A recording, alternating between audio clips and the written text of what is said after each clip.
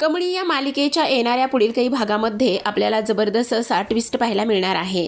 प्राजूच्या इज्जतीचा कचरा होऊ नये म्हणून अनिकाने नयनताराकडे ऋषी मागितलेला असतो आणि सोबतच कमळीसोबत अबोला धरलेल्या ऋषीच्या गाडीचे ब्रेक फेल होणार असतात। तर आता कमळी त्याला थांबवण्याचा, वाचवण्याचा किंवा गाडी घेऊन न जाण्याचा अतोनात जीव तोडून प्रयत्न करत असते सांगण्याचा, पण तो ऋषी निघून गेलेला असतो।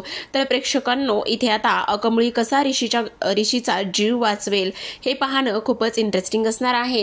हे सगळं आपल्याला या आजच्या व्हिडिओमध्ये पाहायचं आहे, त्यामुळे व्हिडिओ शेवटपर्यंत नक्कीच पहा। आपल्याला माहितच आहे की कमळी ऋषी हे भेटायला एकमेकांना गेले होते आणि एकमेकांना भेटायला गेल्यानंतर आता दोघांनी एकमेकांना वचनं दिलेली असतात। कमळीने असं सांगितलेलं असतं की काही जरी झालं तरी सुद्धा तुम्ही माझ्याशी बोलायला येऊ नका, मला तुमच्याशी बोलायचं नाहीये। त्याचसोबत ऋषीने असंही सांगितलेलं असतं की तुझा जो हा काही भ्रम आहे, लहान मोठे, त्याचबरोबर तू गरीब आहेस, मी श्रीमंत आहे, आणि त्याचबरोबर तू तुझ्या स्टेटसचा आणि मी माझ्या स्टेटसचा असा विचार करून तुझ्यासोबत मैत्री करत आहे, किंवा तो तुझा जो काही गैरसमज आहे तो मी मिटवणार, आणि जोपर्यंत तुझा तो गैरसमज मिटत नाही तोपर्यंत मी तुझ्यासोबत अबोलाच धरीन। आणि हे दोघांनी एकमेकांना वचनं दिल्यानंतर धोधो पाऊस पडत असतो आणि ह्या पावसामध्ये दोघे सुद्धा भिजत असतात आणि त्यानंतर एकमेकांना वचनं देऊन ते दोघे सुद्धा तिथून निघून गेलेले असतात आपापल्या मार्गाला। त्याचबरोबर आपण इकडे दुसऱ्या बाजूला पाहतो की आता नयनतारा 2 दिवस झाले खूपच डिस्टर्ब असते। आता नयनताराच्या घरामध्ये ज्या बाईचा अपघात ऋषीकडून झालेला असतो ती बाई म्हणजेच की आपली गौरी सरू म्हणजेच कमळीची आई ही तिथे आलेली असते। नयनताराची ही अस्वस्थता ती तिच्या नजरेस पडते। नयनतारा विचार करत असते काय करावं म्हणजे इथे प्राजूचं जीवन अगदीच वाचेल, आणि त्याचबरोबर ही अनिकाला माझ्याकडून काय हवंय हे सुद्धा ती मला सांगत नाही, पण काही जरी झालं तरी सुद्धा इथे मात्र मी ह्या सगळ्या गोष्टी अजिबात अशा पद्धतीने होऊ देणार नाही। मी माझ्या मुलीच्या बाजूने खंबीरपणे उभी राहणार आहे असं सुद्धा इथे ती बोलते।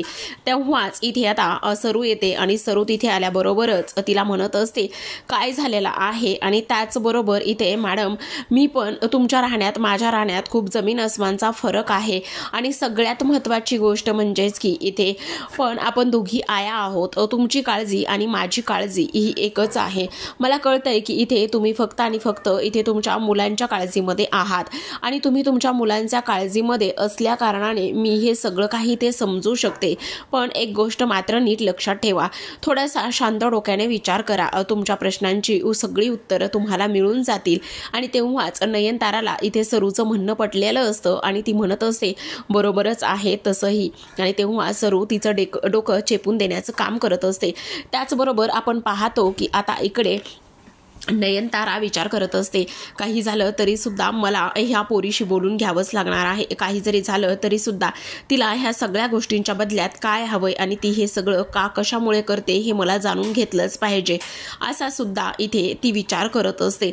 आता ह्या सगळ्या गोष्टींचा तिने इथे विचार केल्यानंतर ती ठरवते मला आता काही करून त्या मुलीला फोन करावा लागेल, म्हणजेच की अनिकाला। पण एक गोष्ट मात्र तर नक्की आहे की ह्या सगळ्यांच्या गोष्टी मागे इथे दुसरं तिसरं कोणीही नाही तर फक्त आणि फक्त इथे तीच मुलगी आहे, म्हणजेच की कामिनी। हे सगळं आजींचं, तिच्या आजीचं काम आहे हे सगळं काही, असा इथे ती विचार करत असते। आता ह्या सगळ्या गोष्टींचा इथे तिने विचार केल्याबरोबर आपण पाहतो की आता नयनतारा लगेचच अनिकाला कॉल करते।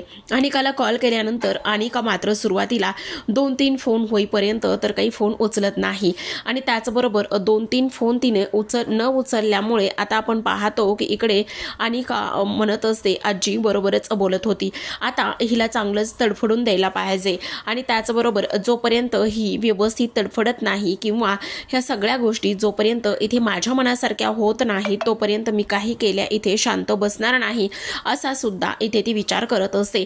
त्याचबरोबर इकडे थोड्या वेळाने अनिका कॉल उचलते, आणि अनिकाने कॉल उचलल्यानंतर इथे लगेचच ती म्हणत असते अनिका काय ग, किती वेळ झालं मी तुला फोन करते, एवढा वेळ फोन करून सुद्धा इथे तू मला फोन का बरं उचलत नाहीयेस, आणि काय झालेलं आहे। तेवढ्यातच आता अनिका म्हणत असते अहो असं काय करताय, आणि त्याचबरोबर इथे सब्र का फल मिठा होता आहे असं माझी आजी म्हणायची, आणि त्याचबरोबर तुला काय हवं आहे असं सुद्धा विचारल्यानंतर इकडे आता ती लगेचच म्हणत असते मला काय हवंय आणि मला काय नको हे मी तुम्हाला सांगणारच आहे, पण त्याहूनही सगळ्यात महत्त्वाची गोष्ट तुम्ही मला भेटायला आलात तरी सुद्धा चालेल. आता लगेचच इकडे नयनतारा कसलाच विचार करत नाही आणि तिला भेटण्यासाठी निघालेली असते. त्याचबरोबर इकडे आता दुसऱ्या दिवशी सकाळची वेळ असते आणि त्याचबरोबर कमळी निंगी हे सगळेजण कॉलेजमध्ये गेलेले असतात. हे सगळेजण कॉलेजमध्ये गेल्याबरोबरच आता इकडे ऋषीने ज्या पद्धतीने कमळीला वचन दिलेलं असतं त्या पद्धतीने इथे तो काही फारसं कमळीशी बोलत नाही, तर तो फक्त इकडे निंगी आणि त्याचबरोबर बंड्या सुद्धा तिथे असतो आणि त्याच्याशीच बोलण्याचं तो काम करत असतो. त्याचबरोबर आपण पाहतो की आता इकडे कॉलेजमधल्याच मुलांना ऋषीचा खूप राग आलेला असतो, कारण ऋषीने मध्यंतरी इथे जो अनिकाचा मित्र आहे त्याला चांगलंच चोप दिलेला असतो आणि त्याचबरोबर तो स्ट्रिक्टली सुद्धा वागत असतो. ह्या सगळ्या गोष्टीमुळे आता आपण पाहतो की इकडे ती मुलं ठरवतात काही जरी झालं ना तरी सुद्धा इथे आता ह्या ऋषी सरांच्या गाडीचं ब्रेक फेल करायचं आणि हे सगळं काही बंड्याने ऐकलेलं असतं. आता ह्या सगळ्या गोष्टी इथे बंड्याने ऐकल्यामुळे आता लगेचच बंड्या म्हणतो नाही नाही, काही जरी झालं तरी सुद्धा मला ह्या सगळ्या गोष्टी इथे ताबडतोबच सांगायला पाहिजेत आणि त्याचबरोबर इथे ऋषी सरांच्या ह्या गाडीचं ब्रेक फेल इथे होऊ देता कामा नये. काही जरी झालं तरी सुद्धा मला इथे ही गोष्ट कोणाला तरी सांगायला पाहिजे असा इथे तो विचार करत असतो. आता ह्या सगळ्या गोष्टींचा इथे विचार केल्याबरोबर आपण पाहतो की इकडे आता जो ऋषी आहे तो मात्र कमळीशी फारसा काही बोलत नाही आणि कमळीशी फारसा काही न बोलत असल्याने कमळीला थोडंसं वाईट वाटत असतं. त्याचबरोबर कॅन्टीनमध्ये जेवण करत असतात आणि कॅन्टीनमध्ये जेवण करत असतानाच आपण पाहतो की आता इथे जो ऋषी आहे त्याला ठसका लागलेला असतो आणि तेव्हाच कमळी इथे त्याच्याकरिता पाणी घेऊन गेलेली असते. पण इथे ऋषी तिच्या हातचं पाणी सुद्धा पित नाही, कारण त्याला तिच्याबरोबर काहीच बोलायचं नसतं.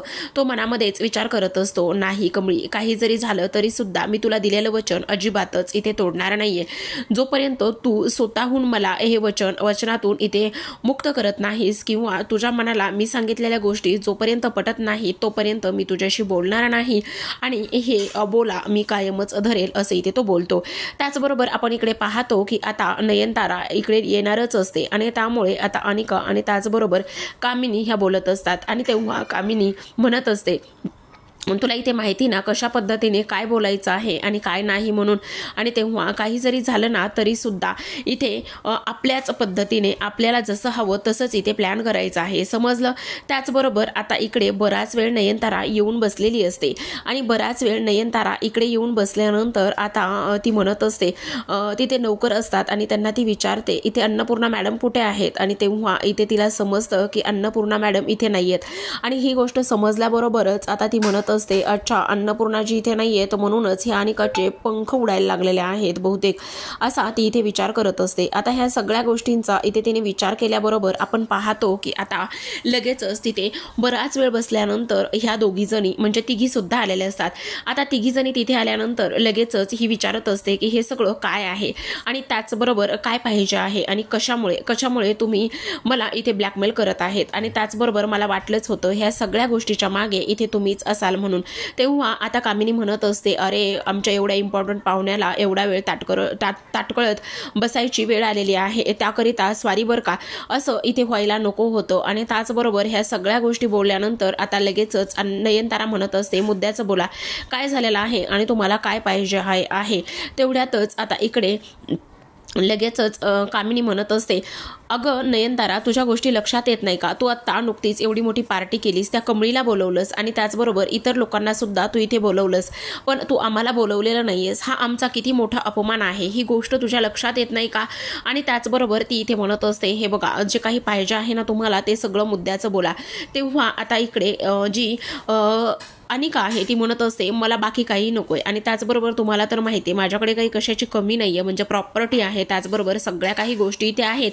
आणि तेव्हाच इकडे कामिनी म्हणत असते आणि त्याचबरोबर इथे माझ्या नातीचा अपमान केलेला आहेस आणि माझ्या नातीचा अपमान झालेला मला अजिबातच चालणार नाहीये का आणि कशामुळे हा सगळा अपमान इथे नयनतारा तू कशामुळे केलेला आहेस आणि त्याचबरोबर ह्या अपमानाचा तर बदला मला घ्यायचाच आहे.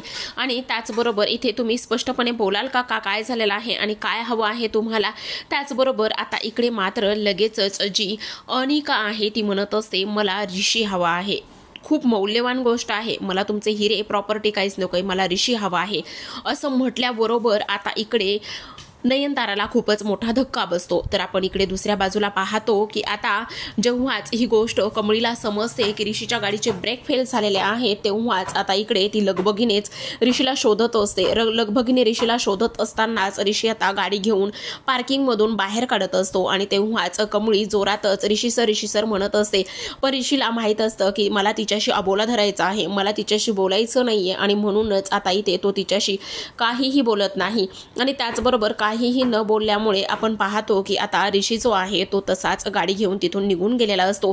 आता ऋषी तिथून तसाच निघून गेल्यानंतर इकडे मात्र कमळी कशा पद्धतीने ऋषीचा जीव वाचवेल हे पाहणं खूपच इंटरेस्टिंग आणि रंजक असतं। त्याचबरोबर आता इकडे अनिकाने घातलेली अट नयनतारा मान्य करेल का, काय वाटतं कमेंट बॉक्समध्ये नक्कीच कमेंट करून तुमचा अभिप्राय कळवायला विसरू नका। भेटूयात नवीन क्विज सोबत।